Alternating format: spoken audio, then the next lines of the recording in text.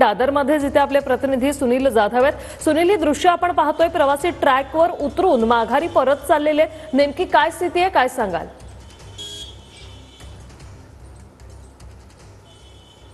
अगदी बरोबर आहे। मी सध्या उभा आहे दादर स्टेशनच्या बाहेर आणि आपण पाहू शकता या ठिकाणची परिस्थिती। जे प्रवासी जे आहेत ते प्रवासी या ठिकाणी टॅक्सी आणि बसने जाण्यास सुरुवात केलेली आहे। एकंदरीत मध्य रेल्वे जी विस्कळीत झाल्यानंतर पहाटेपासून स्टेशनवरती ट्रेनची वाट पाहत आहेत।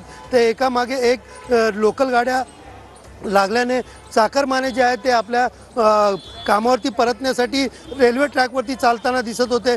तर दुसरीकडे लांब पल्ल्यावरनं आलेल्या ज्या प्रवासी आहेत ते टॅक्सी आणि बसचा या ठिकाणी बसने जाताना प्रवास करताना दिसून येत आहेत। आपल्यासोबत काही महिला देखील आहेत, आपण त्यांच्याशी संवाद साधूया।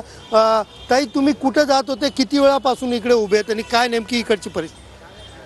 आम्हाला ग्रँड रोडला जायचं, आमच्या शाळेमध्ये फ्लॅग हॉस्टिंगसाठी जायचं आहे आणि बरेच वेळ झाला आम्हाला सेंट्रल लाईनला पण गाड्या अडकल्या होत्या आणि त्याच्यामुळे आम्हाला खूपच उशीर झालेला आहे। अजून आम्हाला टॅक्सी मिळत नाहीये। उबेर आणि ओला बुक करतोय तर तेही कॅन्सल होत आहे, मिळतच नाहीये। जवळजवळ आम्ही 1 तास दीड 2 तास उशीर झाला आम्हाला। ताई, तुम्ही कुठे जायला निघालेत? एकंदरीत पाहायला गेलं तर या ठिकाणी आपण पाहू शकतो की या ठिकाणी जे प्रवासी आहेत त्या प्रवासी मोठ्या प्रमाणामध्ये टॅक्सी आणि बसची वाट पाहताना दिसून येतात। प्रवाशांचे चांगलेच हाल झालेत। धन्यवाद सुनील, तुम्ही दिलेल्या या सविस्तर माहितीसाठी।